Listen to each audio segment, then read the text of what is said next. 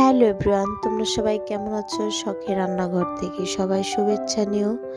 ছোট ছোট রাগ, ছোট ছোট অভিমান, ছোট ছোট ভালোবাসা, এগুলোই নিয়ে ছোট্ট একটি সংসার আমাদের। মায়া মমতাহীন এই সংসার, বাচ্চাদের যেভাবে লালন পালন করে বড় করতে হয় সেভাবে যত্ন সহকারে রান্না বান্নাও করতে হয় মেয়েদের। এই যে আজকে আমি রান্না করব ছোট মাছ। যমুনার মাছ ছিল এখানে। মাছগুলো ভালো করে ধুয়ে নিলাম, হলুদ মরিচ লবণ এগুলো দিয়ে ভালো করে মাছটা মাখিয়ে নিলাম। মাছগুলো ভেজে নেব। আসলে আমরা বড় মাছ খেতে খেতে অভ্যস্ত হয়ে গেছি, গুঁড়া মাছ খাওয়াটা তো ভুলেই গেছি কাটার অভাবে। কারণ আমার মাছগুলো এগুলোই কেটে দেয় আমার হাজব্যান্ড। বাচ্চা নিয়ে পারি না বিধায় ছোট মাছ আর খাওয়া হয় না।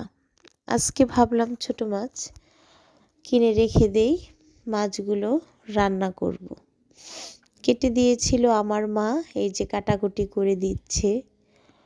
আসলে রান্নার মাঝে কেউ যদি সহযোগিতা করে রান্না করাটাও কিন্তু সহজ হয়ে যায়, তাই না বন্ধুরা? এই যে রান্না করব শুটকি মাছগুলো গরম জল দিয়ে ভিজিয়ে রাখবো, যাতে মাছগুলো নরম হয়, খেতে জানি আরও ভালো লাগে। এই যে ভিজিয়ে রেখে দিলাম। রান্না করব মলা মাছ, এর জন্য মশলাগুলো কষাচ্ছি। এখানে হলুদ মরিচ লবণ পেঁয়াজ রসুন এগুলো দিয়ে ভালো করে কষিয়ে নিলাম। এখন আলু বেগুন সিম এগুলো দিয়ে দিচ্ছি। ভালো করে কষিয়ে হালকা পরিমাণে জল দিয়ে দিয়েছি। আজকে বেশি ঝোল রাখবো না, শুকনো শুকনো করে রান্না করব মাছটা।